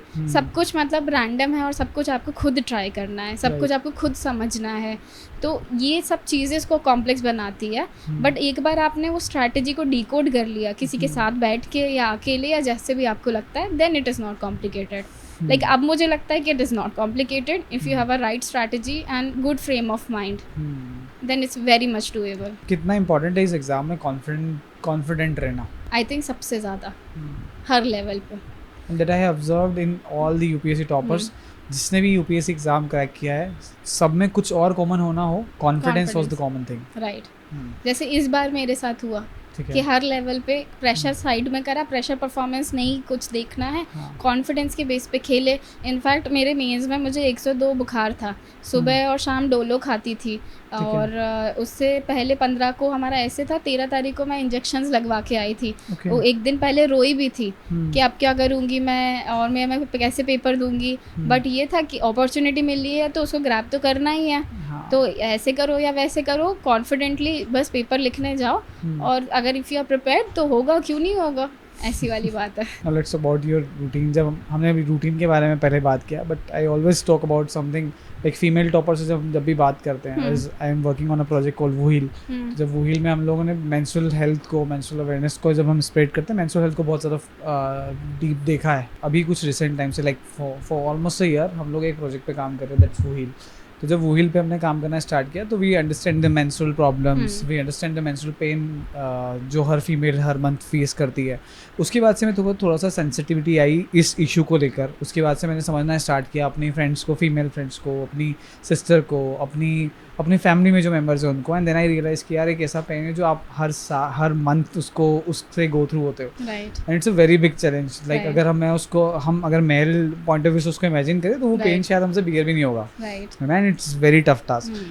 आई वांट टू आस्क यू, अगर यूपीएससी प्रिपरेशन के इसमें इस लाइक पीरियड्स को आपने कैसे डील किया है, फर्स्ट थिंग। सेकंड थिंग है कि क्योंकि अगर मैं इसको इस तरह से भी देखता हूँ कि if I am preparing for UPSC I have 30 days to prepare, correct. If you are preparing for UPSC you have 25 days to prepare, Correct. क्योंकि वो 5 दिन में आप इतना डेडिकेटेडली नहीं प्रिपरेशन कर पाओगे, आपकी एफिशिएंसी कम हो जाती है। How was it for you? So ये तो definitely, first of all I want to thank you for initiating this cause and bringing this sensitivity, क्योंकि more than women talking about women issues, we want more men to talk about our issues, because if you understand our issues it will be more like एक normalize हो जाएगा।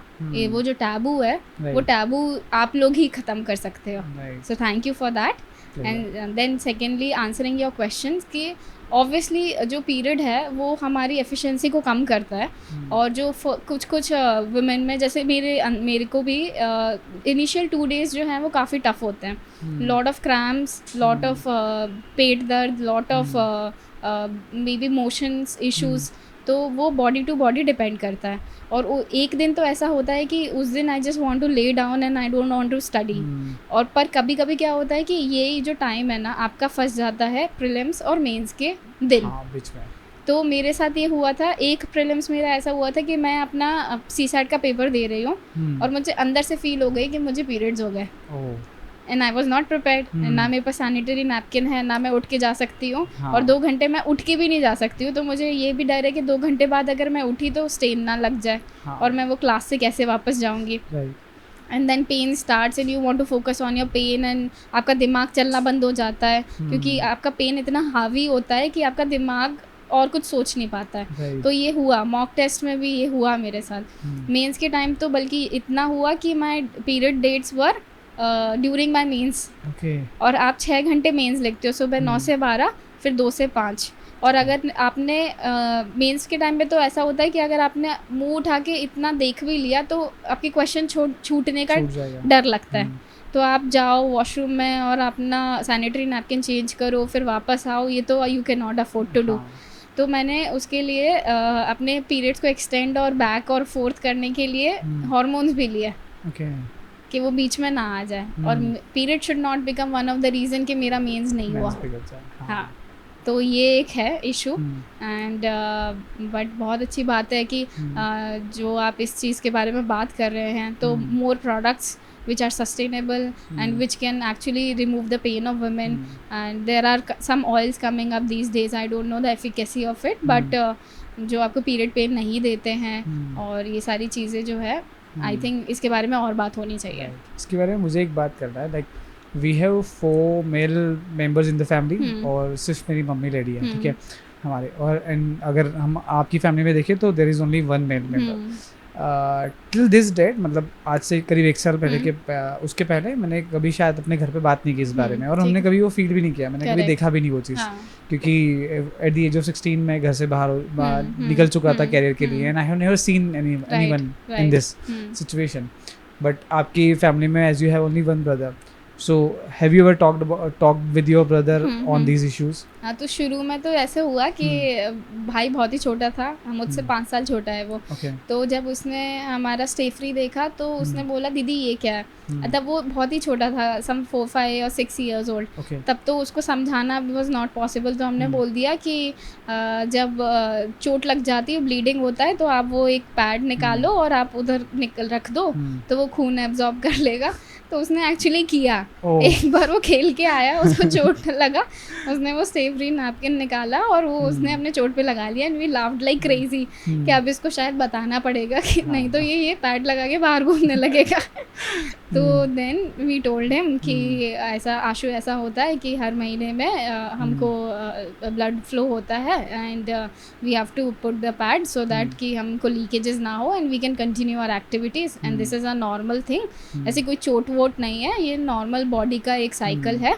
The waste blood comes out and then we slowly जितने level पे उसको कहानी के form में explain कर सकते थे to a point when he became matured. And then हमारे स्कूल्स में भी सेमिनार्स होते थे where people used to come and talk about periods in the school. तो वो हुआ.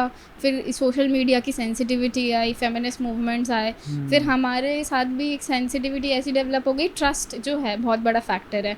जब हमने अपने ब्रदर के साथ वो ट्रस्ट फैक्टर डेवलप किया तो फिर मैं उसको बोला कि कभी कभी कि आशु मेरा पैड ख़त्म हो गया है, can you get it from me. तो वो एक बार गया, वो मेडिकल पे गया और उसने बोला कि भैया ये वाला चाहिए और बिल्कुल डिस्क्रिप्शन के साथ, सर एक्सेल साइज चाहिए, ये ब्रांड चाहिए ये. तो भैया ने उसको पन्नी में रखना चालू कर दिया, पॉलीथिन में, ब्लैक पॉलीथिन. तो ही वाज लाइक नो भैया इट्स नॉट अ टैबू, मेरे को हाथ में दो. तो उस दिन वो मुझे बहुत अच्छा लगा कि I think we raised our brother right. Very nice यार. And I think I will definitely give you a gift of hookup and I'm damn sure you will enjoy it. I will also recommend it to my friends and family because I think it is more sustainable. Yes. Because most of our pads was initially वो जो degradable नहीं थे, उसका issue था. अभी तो degradable आने लगे हैं but still इतने सारे पैड, दी affordability का issue है. एक पैड आपको इतने रुपए का कॉस्ट करता है, then every month you are doing that. तो हो सकता है हम तो अफोर्ड कर सकते हैं but रूरल एरियाज़ में नहीं अफोर्ड कर सकते हैं. Because of that they are using पुराना कपड़ा, गंदा कपड़ा, और गंदे कपड़े के कारण आपको होता है UTI. और जब एक बार UTI हुआ तो वो टेंडेंसी होती है कि वो वापस रीअकर हो सकता है. तो अगर आपने अपनी हाइजीन मेंटेन नहीं करी तो आपकी UTI से आपके ट्रैक इन्फेक्शन ऊपर तक भी आ जाता है, आपको और भी बीमारियां हो सकती हैं, फिर फ्यूचर में और बड़ी चीज़ें भी हो सकती हैं जो आपकी हेल्थ को ओवरऑल इम्पैक्ट करे. तो this is like the micro thing which will help the major macro health care. Thank you so much for this kind words. So let's coming back to UPSC, but before that I would just like to put a disclaimer. इन चीज़ों के ऊपर हम बात इसलिए करते हैं क्योंकि I want, as you said, कि more men need to talk about this. Exactly. I want कि हर एस्पिरेंट, एटलीस्ट अगर हमारी कम्युनिटी एस्पिरेंट की है तो एटलीस्ट मेल एस्पिरेंट्स भी उसके बारे में खुल के बात कर पाए इन द सोसाइटी. बिल्कुल. Now let's coming back to UPSC. You scored 470 rank. 470 rank के साथ खुश हो? पर्सनली नहीं. बट जैसे वो बोलते हैं ना कि when your all your stars align तो आपका सिलेक्शन होता है. बिकॉज पहले मैं लक और इस सब में बिलीव नहीं करती थी, बट जब इस लेवल पे आप पहुंच जाते हो तब आपको पता चलता है कि बहुत सारी चीज़ें जो होती हैं वो आपके रिजल्ट के आने के लिए सिंक होती है. सबसे पहले hard work being the prime thing, your dedication, then your goal, फिर उसके बाद आपके पेरेंट्स का हेल्प, आपके फ्रेंड्स और आपके रिलेटिव्स का हेल्प, फिर उसके बाद आपका लक फैक्टर, और फिर आपके वो जो मेरे को अभी जैसे रिसेंटली लोगों ने बोला आपके पूर्वजों के गुड वर्क्स जो हेल्प करते हैं, भगवान की दुआ, ये सारी चीज़ें. But keeping that aside, list में नाम आ गया है, I have got 470, I am going to get Indian police services. तो पर एक वो चीज़ होता है ना, जैसे मैंने बोला कि मेरी कॉलिंग क्या थी, एडमिनिस्ट्रेशन में काम करना, हेल्थ केयर के लिए काम करना, फार्मर्स के लिए काम करना. तो मेरा जो अभी भी इंक्लिनेशन है that is more to do with the administrative services. तो मे बी एक बार और मैं ट्राई करना चाहूँगी और मैं अपने पोटेंशियल को एक और बार चेक करना चाहूँगी कि अगर कुछ छूटा है इधर उधर जहाँ पे जैसे आई have got 284 in my optional which is a good score, 250 being the average. तो ऑप्शनल में तो ज़्यादा ट्वीक नहीं करना है, पर एक आध सब्जेक्ट है जहाँ पे जैसे इस बार मैं मेरी रैंक और एक और रैंक के बीच में 71 या 70 रैंक्स का डिफरेंस है, और हमारे बीच में सिर्फ 4 मार्क्स का डिफरेंस है। और अगर मुझे 380 350 मिल जाता तो मुझे IS मिल जाता। तो मुझे लगता है कि मुझे कुछ 10 नंबर या 12 नंबर 15 नंबर बढ़ाने हैं तो मैं खींच सकती हूँ। अगर इस सिचुएशन को हम देखें, आई पर्सनली फेवर दिस कि अगर आपको कोई रैंक मिली है या आपको कोई पोस्ट मिली है, एंड अगर उससे बेहतर कोई पोस्ट है जो आप चाहते हो उसको करना, तो you should give it try. Right. ये सेम सिचुएशन हमने रैंक 1 के साथ भी देखा। ही इज़ IITian, ठीक है, आदित्य भैया। Right. He is an IITian। उसके बाद में उन्होंने IT लेफ्ट करके then he come to UPSC, उन्होंने क्रैक किया, he become the IPS officer, अभी वो ट्रेनिंग में है। देन अगेन उन्होंने रैंक 1 लाया और ही बिकम द IAS ऑफिसर। इस सिचुएशन को देखकर कुछ लोग ये बोलते हैं कि यार आपने एक सीट खाई, एक सीट वेस्ट की, पहले आपने IIT वेस्ट किया, देन आपने IPS की एक सीट वेस्ट की, now you are at the post of IAS। I see this in a way कि यार ग्रोथ, पर्सनल ग्रोथ हर लाइफ में हर इंसान की रिक्वायरमेंट है, whether it's a business or job. अगर आप कोई कॉर्पोरेट में जॉब कर रहे हो, you need promotions, you need growth. Whether it's a business, if I have the business और मेरा अगर रेवेन्यू 1 करोड़ पर एनम है, तो मुझे चाहिए कि वो विद इन अ ईयर और 2 करोड़ 3 करोड़ पे जाए, right. And I M in the favour कि आपको अपनी पोस्ट अपग्रेड करने के लिए पुश करना चाहिए। What's your observation on this and what's your take on this? पहले तो मुझे भी यही लगता था when I was an aspirant कि सीट खाली और ये सब, बट जब आप उस तरीके से कैलकुलेट करो ना, तो आप देख रहे हो कि 1000 सीटें हैं, 1000 से 1100 सीटें हर साल आती हैं। और जब कोई बंदा या बंदी, कोई बच्चा एस्पिरेंट जो है अपने आप को कंपेयर करता है किसी और से, तो वो बोलता है कि इसने मेरी सीट खा ली। But why are you comparing yourself with somebody else? क्योंकि वो भी तो अपने पर्सनल ग्रोथ के लिए कुछ चाह रहा है ना। जैसे मैं हूँ, मुझे IPS मिल गया, बहुत अच्छी बात है। और अगर मेरी रैंक, मतलब मैं चाहती हूँ मेरी रैंक इम्प्रूवमेंट हो, बट अगर रैंक इम्प्रूवमेंट नहीं होगी तो भी मैं इस चीज़ को भी बहुत ही ग्रेटफुली और with gratitude and with love I want to serve, क्योंकि मेरा पर्पज़ यही था। मुझे कुछ और करना होता तो मैं प्राइवेट सेक्टर में पैसे कमा रही होती। तो अगर मैं वो सीट के लिए फिर से परस्यू करूँगी तो मैं अपने हार्डवर्क पे और अपने वापस जो मुझे ज़ीरो से स्टार्ट करना है, प्रीलिम्स देना है, एग्जैक्टली प्रीलिम्स देना है, मेंस देना है, इंटरव्यू देना है, तो मैं भी आप ही के साथ कम्पीट कर रही हूँ। और अगर आपकी तैयारी उतनी है तो हम दोनों इक्वल फुटिंग पे कम्पीट कर रहे हैं। मेरा IPS बनने का इससे कोई लेना देना नहीं है। और दूसरी चीज़ ये कि आप अपने लिए एक सीट चूज़ करते हो तो 1100 सीटें हैं। If you are worthy enough and you have the capability, तो आपको 1100 में से वो कोई भी सीट मिल जाएगी। Be the rank 1। Exactly, be the rank 1। That's wonderful and I think ये परसेप्शन चेंज होने की रिक्वायरमेंट है इस इंडस्ट्री के अंदर। Alright Ritu, and the second thing that I want to conclude कि अगर ऐसा कुछ होता जहाँ पे ये अनफेयर है, तो मुझे लगता है UPSC का भी अपॉर्चुनिटीज़ देता ही नहीं कि आप रीअपीयर हो पाए। एग्जैक्टली। अगर UPSC ने ये अपॉर्चुनिटी आपको दिया है कि आप रैंक होल्डर हो, बट आप अपनी, because you are not satisfied with the rank, तो आप वो रैंक को इम्प्रूव कर सकते हो। अगर आपको लगता है कि आपका पोटेंशियल है और आपकी कैपेबिलिटीज़ है, पर कहीं पे कुछ चीज़ रह गई है एंड आप रैंक इम्प्रूवमेंट कर सकते हो, तो you should go for it. EOL जो एक चीज़ होती है एक्स्ट्रा ऑर्डिनरी लीव, वो UPSC प्रोवाइड करता है। तो I think the best minds have sat there and made some policies, must have thought something. Right. So we at the aspirant level, if we are speculating on these issues, so that we are just wasting our time. Right. Already तो मुझे बहुत ज़्यादा मज़ा आया इस podcast पे, and as I said earlier कि ये मेरा one of the best podcast है। It is actually one of the best podcast. Thank you Ashish, thank you so much. I also had lovely time because इतनी diversity के साथ जो हमने बातें करी, फिर बीच में हम जो वुमेन वाला इशू लेके आए, जो पर्सनली मेरे बहुत करीब है, जहाँ पे I want to work for the girl child, women empowerment, उनका कुछ जॉब एम्प्लॉयमेंट क्रिएट करना, सेल्फ हेल्प ग्रुप टाइप का, फार्मर्स के लिए कुछ करना, हेल्थ केयर में कुछ करना। तो अगर आपने उसको टच अप ऑन किया था तो मैं थोड़ी ज़्यादा पैशनेट हो गई थी कि I think I am at the right spot. तो I had lovely time and future में looking forward to talk to you. Likewise.